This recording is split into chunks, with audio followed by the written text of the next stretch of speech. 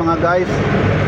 Tinigilan ko dito si Manong kasi ilang araw ko nang nadadaan po siyang nandito sa tabi.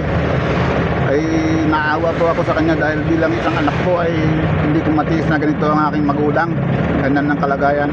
Kaya bibigyan ko po siya ng kaunting tulong na pangkain man lang po. Ito po siya oh.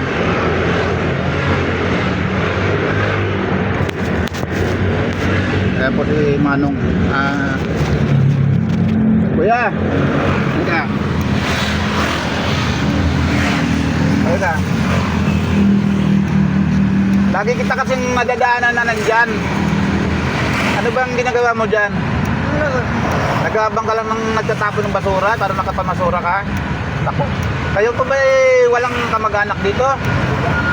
Nasaan po ang kamag-anak nyo? Patay na lahat? Kasi kaya ko dinaanan ko kayo, naawa ko sa inyo. At gusto ko yung makita kayo sa social media. Nakasabi ko may kamag-anak kayo na makatulog sa inyo. Wala talaga. O paano yan? Wala man lang kayong ano. Hindi mo pumasay. Saan kayo pupunta? Saan? Tawi-tawi. Ha? Tawi-tawi. Anong layo ng inyong uyang yun? Ay, ang aking kayang ibigay sa inyo ngayon ay pangkain nyo lang. Bibigyan ko kayo ng 200 pagkain nyo. Kasi hindi ko naman kayang ibigay sa inyo yung pamasahe ngayon. Okay naman sa inyo na i-post ko tong video Kahit piling lang. para baka sakaling may maawa sa inyo na matulungan kayo. Ang tayo nito, 50 taon na. Wala talagang tumutulong sa inyo. Uwi na ako niyo. Makauwi.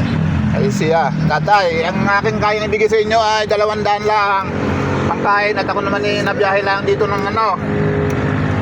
Ngayon, ipupost ko to sa social media, baka may makatulong sa inyo.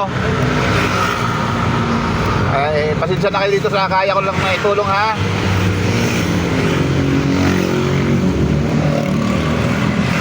Ito po, 200. Salamat po. Sige. Yan po mga guys. Yan po dapat ng ating tinutulungan ng mga ganyang tao na hindi na kaya na magtrabaho. Yan, basuran lang po minasahan. Sana naman po kung may kamag-anak man siya, kasi sabi niya wala na rin siya kamag-anak dito, nasa Tawi-Tawi raw. Kung mayroong gustong ano, baka may makatulong po dyan kay Manong. Tayo ng gusto. Anong pangalan niyo, tatay? Abdul Dendelani.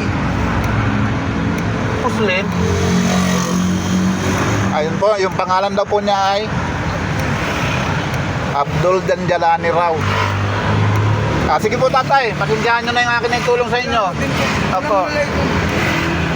Sige po. Ayun mga guys, tinulungan ko si tatay ng kaunti dahil yung abot lang ng aking makakaya dahil ako na may namamasada din lang po.